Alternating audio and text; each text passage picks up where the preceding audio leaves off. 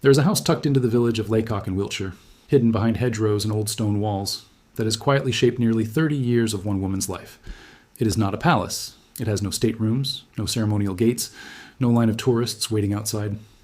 It is a 19th century countryside home with 12 acres of gardens, a swimming pool, stabling for horses, and views that roll gently down toward the River Avon. For most of her adult life, this house has belonged to Queen Camilla, and in the early months of 2026, without a press release, without a palace statement, without so much as a whisper of warning, ownership of that house quietly changed hands. To understand why this matters, you have to go back to 1995 and 1996, to a very different chapter of Camilla's life, long before she wore a crown, long before the word Queen was ever attached to her name. In the mid-1990s, Camilla Parker Bowles was going through a divorce.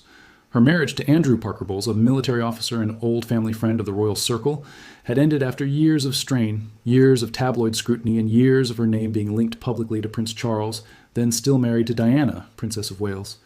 When the marriage to Andrew ended, Camilla needed a home of her own, somewhere private, somewhere far. From London, far from cameras, far from the noise that had followed her for years, she found it in Wiltshire. Raymill House, sometimes spelled Raymill House in official planning documents, was purchased for £850,000, and it became, in the language of the tabloids at the time, her single girl home, or her divorce home. It was the place where a woman who had lost her marriage and was about to become one of the most talked about figures in Britain could quietly rebuild a life away from public view. She moved in and made it her primary residence from 1996 until 2003. Those were not easy years for Camilla. She was, by her own later admission and by the accounts of those close to her, one of the most vilified. Women in the country, blamed by large sections of the public for the breakdown of Charles and Diana's marriage, and treated with open hostility in the press. Raymill House became her refuge from that storm. Away from London, she could tend a garden, walk quietly through the Wiltshire countryside, and exist, if only for a few hours at a time, as an ordinary woman rather than a tabloid villain. The house itself is genuinely beautiful. Set on 12 acres, it has 6 bedrooms, a swimming pool, and space for horses, reflecting Camilla's lifelong love of country pursuits and riding. Some property historians and local records suggest the site itself has origins stretching back centuries, with elements of the estate connected to landholdings that trace their roots to the era of the Norman conquest, though the house as it stands today is a 19th century structure. It sits within a designated conservation area, meaning any changes to the grounds, even something as simple as removing a dying tree, require formal permission from the local council. As Camilla's relationship with Charles became public and eventually led to their marriage in 2005, her life shifted decisively toward London and the official world of the monarchy. She moved into Clarence House, the royal residence that had previously belonged to the Queen Mother. It was, by any measure, an extraordinary change in circumstance. Clarence House sits over 3 stories, filled with history, staffed, and central to royal public life. It even briefly held a bedroom set aside for Prince Harry, a detail that gained wider public attention when Harry wrote in his memoir, Spare, about the room later being converted into something else entirely once Camilla moved in, a memory he said stayed with him. But even as her public life expanded into that grander, more formal world, Camilla did not let go of Raymill House. She kept it. It remained hers. Over the following 2 decades, the Wiltshire property became something more than a former residence. It became a family landmark. In 2006, Camilla's daughter, Laura, married Harry Lopes, and the couple chose Raymill House as the site of their wedding. Reception, filling those 12 acres of garden with the kind of joy the house had rarely seen during Camilla's difficult years there in the 1990s. The property also became the backdrop for more formal royal moments. Princess Kate photographed Camilla there for a portrait marking her 75th birthday. Using the gardens Camilla herself had come to love as the setting. And Camilla has spoken warmly and publicly about her attachment to the grounds. At an appearance at the Sandringham Flower Show, she described gardening as nothing short of therapy, telling those present how proud she was of her vegetables and how much time she had spent watering them despite a dry season. It is a small, human detail, but it captures something real about why this particular house mattered to her in a way that grander royal residences never quite could. Raymill House carried Camilla through some of the most painful moments of her adult life as well. When Queen Elizabeth II died in September 2022, and the country entered a period of intense national mourning, it was reportedly to this quiet Wiltshire retreat that Camilla returned, seeking a measure of solitude after a week that had placed the royal family and her own transition toward becoming queen consort under unprecedented public scrutiny. In a life that had, by that point, become almost entirely public, Raymill House remained one of the few spaces where she could step back from the role and simply be still. So when Property and Land Registry records surfaced in early 2026, showing that ownership of Raymill House had changed, It understandably caught attention. According to reporting that traced back to the Daily Mail's Eden Confidential column, and subsequently picked up and expanded upon by outlets including GB News, Hello Magazine, Royal Central, and others, land registry documents indicated that the house purchased in 1996 for £850,000 had been re-registered under new names. The individuals listed were Harry Lopes, Camilla's son-in-law through her daughter Laura, and Jake Irwin, a financier reportedly acting on behalf of Camilla's son, Tom Parker Bowles. At first glance, to anyone unfamiliar with how wealthy families in Britain often structure their property holdings, this might look like Camilla had simply sold or given away her beloved home. Some of the more sensational corners of the internet ran with exactly that narrative, framing it as a dramatic loss, a sign of family rupture, or even, in some of the more outlandish tabloid speculation, evidence, pointing toward marital trouble between Camilla and King Charles. One report went so far as to quote an anonymous so-called palace insider, suggesting that everyone around the couple was hoping the move was simply for tax reasons, because rumors about the state of the marriage had apparently been circulating for some time. That same piece connected the property transfer to an entirely separate and unrelated matter, the ongoing legal and financial difficulties surrounding Andrew Mountbatten Windsor, formerly Prince Andrew, suggesting that concern over his potential bankruptcy and the resulting exposure of royal financial records might have prompted Camilla to reorganize her own assets protectively. It is worth being clear that this particular chain of reasoning is speculative, sourced to anonymous insiders, and not confirmed by any official palace statement. The more grounded and better sourced explanation, reported by GB News and echoed across several other outlets, tells a much less dramatic story. According to that reporting, while Harry Lopes and Jake Irwin are indeed the newly registered legal owners for land registry purposes, they are not the beneficial owners of the property. This is an important legal distinction. A beneficial owner is the person who actually owns, controls, and benefits from an asset in practice, even when someone else's name appears on the official paperwork. The true owner is the one who receives the profits, makes the real decisions, and holds the underlying interest in the property. Legal or nominee owners, sometimes called trustees, simply hold the title on paper, administering the asset on behalf of someone else. According to GB News' understanding, Ray Mill House is held within a trust structure, with Harry Lopes and Jake Irwin acting as trustees, managing the property on Camilla's behalf, rather than owning it outright for their own benefit. In other words, rather than Camilla losing her home, giving it away, or being forced out of it through some legal dispute, the more credible account is that this was a routine and fairly common piece of estate and financial planning. Wealthy individuals, and particularly those connected to institutions like the monarchy, where privacy, tax exposure, and long-term family inheritance all intersect, frequently restructure how their properties are legally held. Moving a property into a trust, with family members or trusted associates acting as legal trustees, is a standard method of managing inheritance, minimizing tax exposure and ensuring a smoother transition of assets to the next generation, all while the original owner in practice retains use, control, and benefit of the property during their lifetime. Reporting from Royal Central offered additional context, suggesting that this transfer reflects a long-standing arrangement within Camilla and Charles' financial planning, as a couple reportedly agreed upon around the time of their marriage in 2005, under which Camilla would retain Ray Mill House as her own private space, entirely separate from official royal duties in the Crown Estate. Framed that way, the 2026 transfer looks less like an ending and more like the formal execution of a plan that had quietly existed for 2 decades, only now being finalized through the paperwork of a trust. Adding further weight to the idea that this was a considered family-oriented decision rather than a sale or a loss, sources close to the Queen were reported as pushing back specifically against suggestions that the house might be sold off entirely or converted into some kind of commercial venue, such as an event or wedding space. Those sources emphasized that the purpose of the transfer was precisely the opposite, to formalize the arrangement in a way that preserves Ray Mill House as a private family residence for the long term, protecting its role as a home rather than opening the door to it becoming a business. There's another detail in this story that strongly reinforces the idea that Camilla's connection to this corner of Wiltshire is deepening rather than fading. In the year before the ownership transfer became public, King Charles himself made a significant and previously undisclosed property purchase nearby. Reports indicate that Charles paid £3 million with some more detailed reporting, later suggesting the true figure may have been closer to £3.75 million for a neighboring property known as the Old Mill, which shares a private lane directly with Ray Mill House. The king reportedly used private funds for the purchase, and according to Eden Confidential's reporting in the Daily Mail, the transaction was structured through a company called Frisa Nominees Limited, which lists Buckingham Palace as its correspondence address.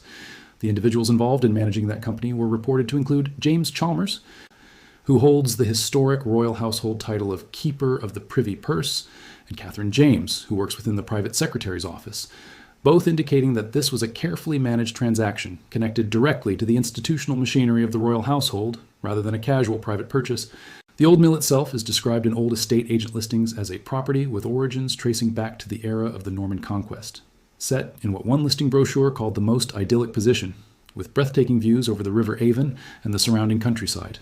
The property spans 2 acres and includes 4 bedrooms, 4 bathrooms, 3 reception rooms, and a cloakroom, a considerably smaller footprint than the 12 acres and 6 bedrooms of Ray Mill House itself.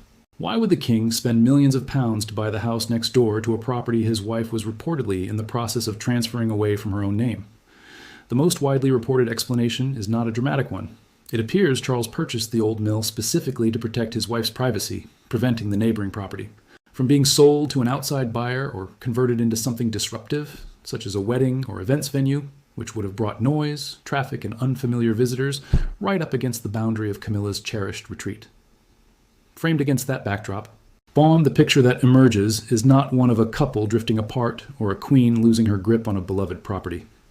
It is closer to the opposite, a husband spending millions of pounds of his own private money to shield the privacy of a home his wife has treasured for 30 years, around the same time that home was being formally reorganized within a trust to protect its future for her children. It is worth pausing here to address directly some of the more sensational claims that have circulated online alongside this story, because separating fact from fabrication matters, especially when it comes to the reputations of real people, alongside the legitimate reporting from established outlets like the Daily Mail, GB News, Hello Magazine, and Royal Central. There has also been a wave of much less credible content, videos and posts with dramatic titles claiming that King Charles issued a formal decree stripping Camilla of her queen title from official documents, or that Prince William had somehow reclaimed control of Camilla's private estates and stripped her family of all privileges. These claims do not appear in any credible news source. They carry no verifiable sourcing, no named officials, no documentation. They follow a familiar pattern seen across a great deal of online royal content, using dramatic, urgent language designed purely to generate clicks and views rather than to inform. When a claim about a real named public figure includes phrases like reportedly, sources say, or dramatic capitalized words like banned or stripped, with no actual name source, official statement, or verifiable document behind it, that is generally a sign the content is speculative at best and fabricated at worst.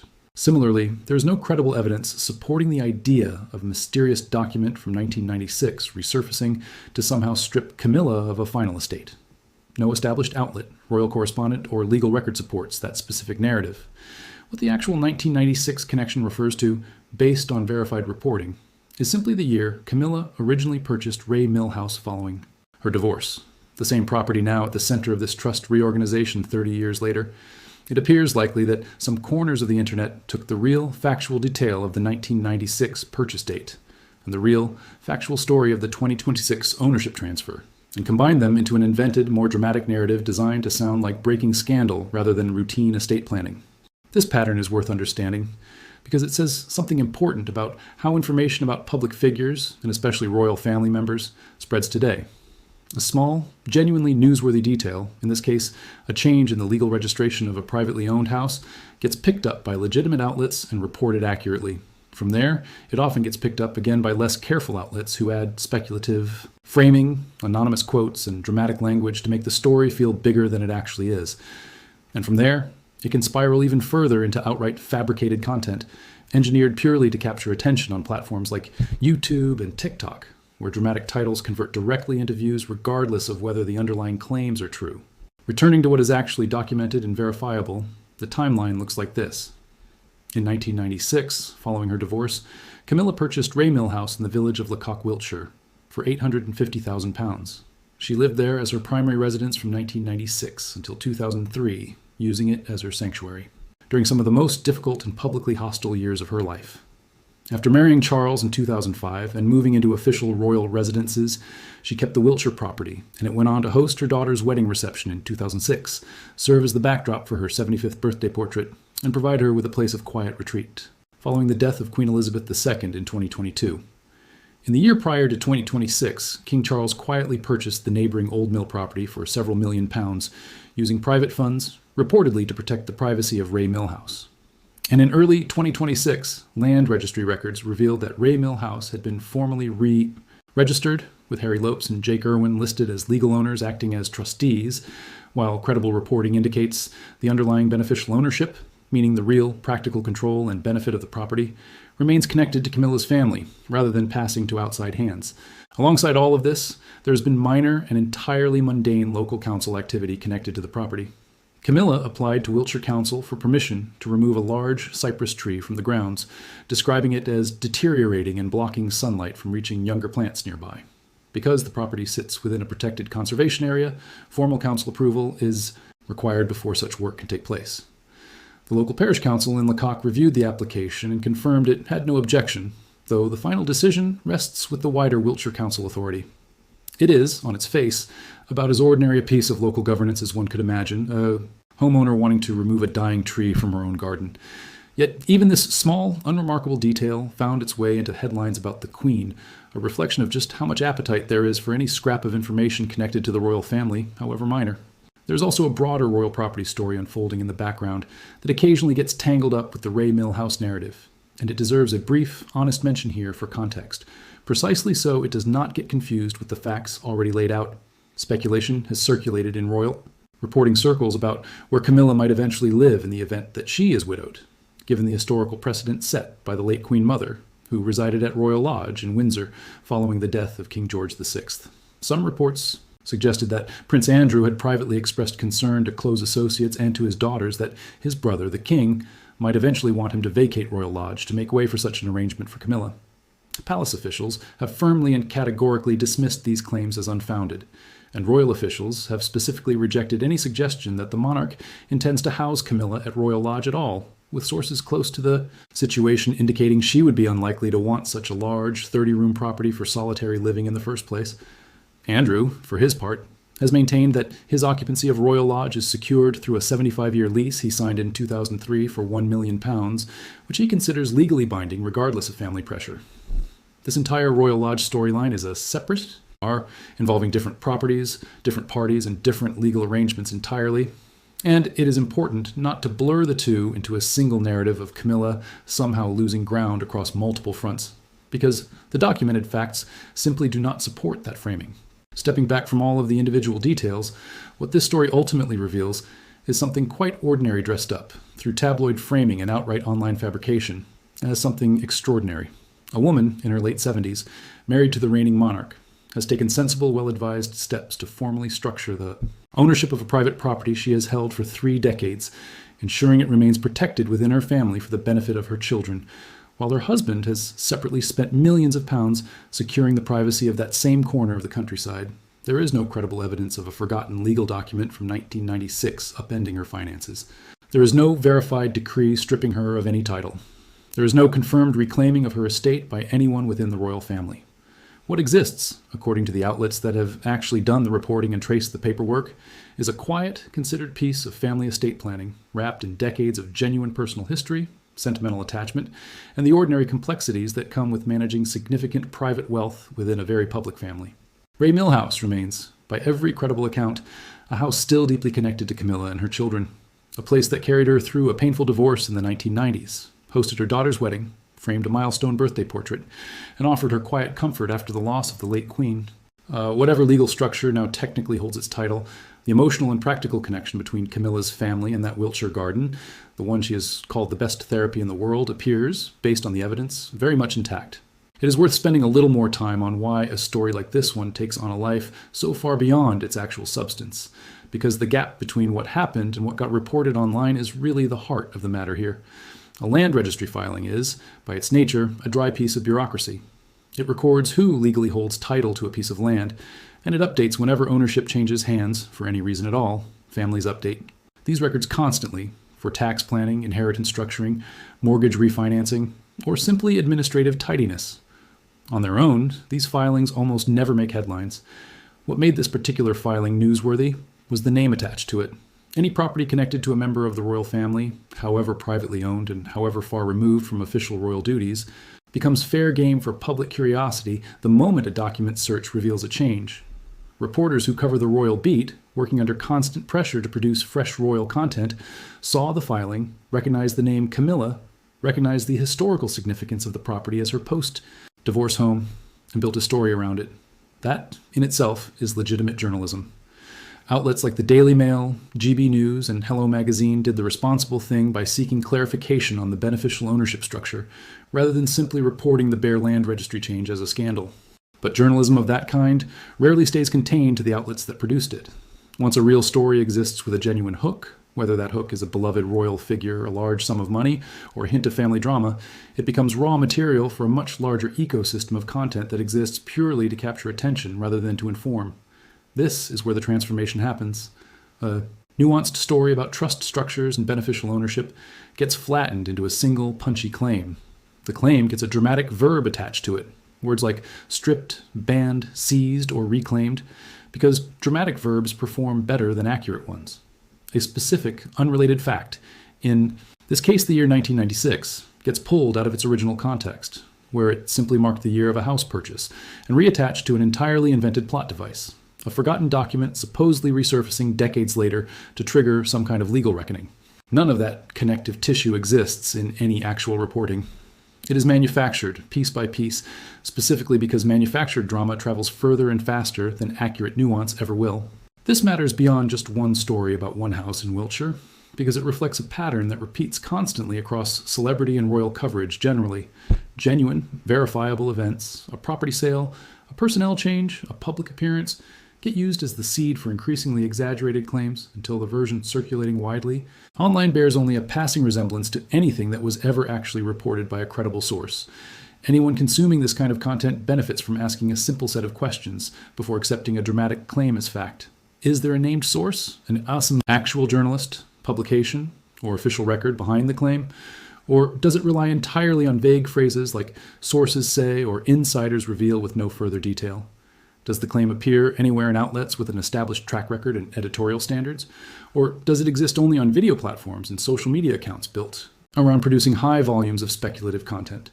And does the emotional register of the headline match the actual substance of the story once you dig into it? Or is there a wide gap between the dramatic framing and the comparatively mundane reality underneath? In the case of Ray Mill House, that gap is significant.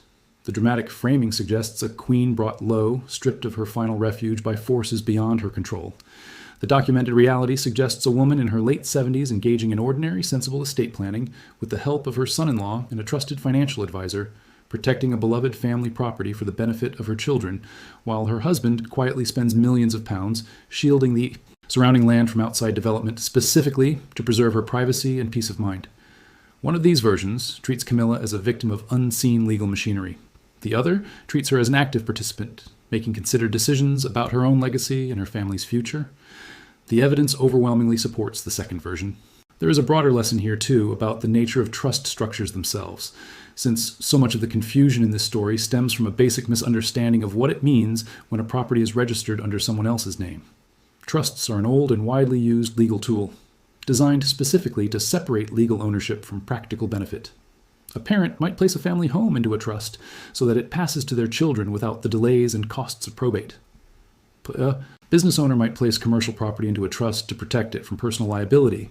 A wealthy individual, royal or otherwise, might place a private residence into a trust specifically to ensure that, regardless of what happens to them personally, the property continues to be managed for the benefit of their chosen family members according to clearly documented wishes, rather than being subject to uncertainty or dispute later on. None of this requires scandal, wrongdoing, or loss. It is, in the world of private wealth management, closer to routine housekeeping than headline news, and it is a step that financial advisors regularly recommend to clients with significant property holdings, regardless of whether those clients happen to be connected to a royal family or not. Seen through that lens, the Ray Mill House story becomes almost the opposite of the lost narrative that spread online.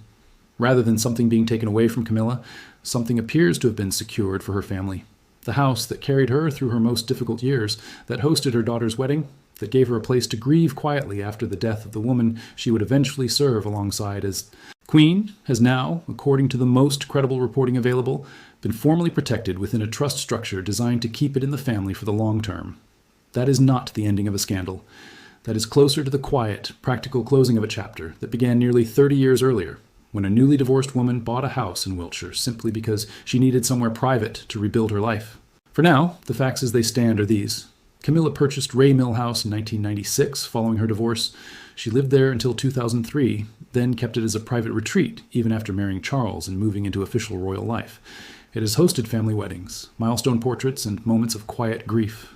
In early 2026, its legal ownership was formally restructured through a trust, with her son-in-law and a family financier listed as trustees, while credible reporting indicates the underlying benefit remains with her family. Around the same period, King Charles privately purchased the neighboring Old Mill property for several £1,000,000, reportedly to protect his wife's privacy. And despite a wave of dramatic, unsourced online claims suggesting decrees, bans, and forgotten documents upending her finances, no credible evidence supports any of that framing. What remains, when the noise is stripped away, is a much quieter and, in its own way, more human story of a woman managing her legacy, protecting her garden, and keeping her family close to a house that has meant more to her than almost any other place she has ever called home.